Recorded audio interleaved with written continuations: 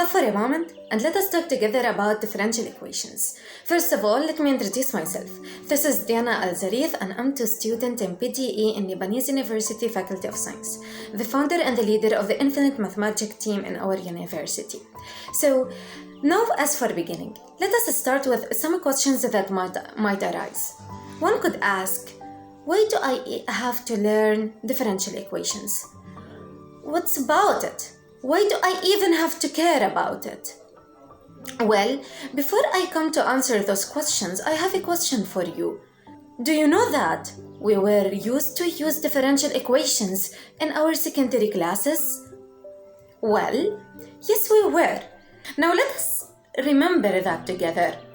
In our secondary classes, especially when we were solving equations of motions, applying Newton's laws, we were used to use the symbol x that refers to the position, its derivative, which is the velocity, symbolized by v, and its double derivative, the x double prime, which is the acceleration.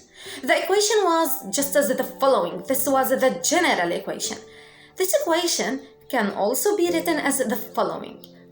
You see, this is a pure differential equation, which means that without the help of differential equations, we weren't to be able even to solve equations of motion. Incredible.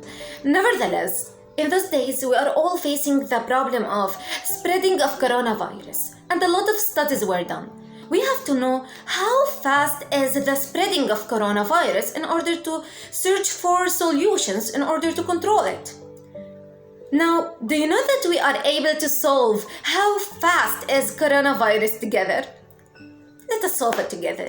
First of all, let us label the number of people affected by Y. Okay? Now, we know that the spreading of coronavirus is directly affected by how many people are infected. That is, the rate of spreading of coronavirus, which is Y prime, is directly dependent or directly proportional to the number of people infected. That means as the term is directly proportional, we can find some constant k in such a way Y prime is equal to ky. A pure differential equation. Indeed, all the pandemics or diseases rate of spreading, we are obliged in order to study them to use differential equations. Never reach the end yet. Can you imagine that if you have a cup of tea, coffee, etc., we can determine using differential equations again at what time exactly this coffee would be cooled.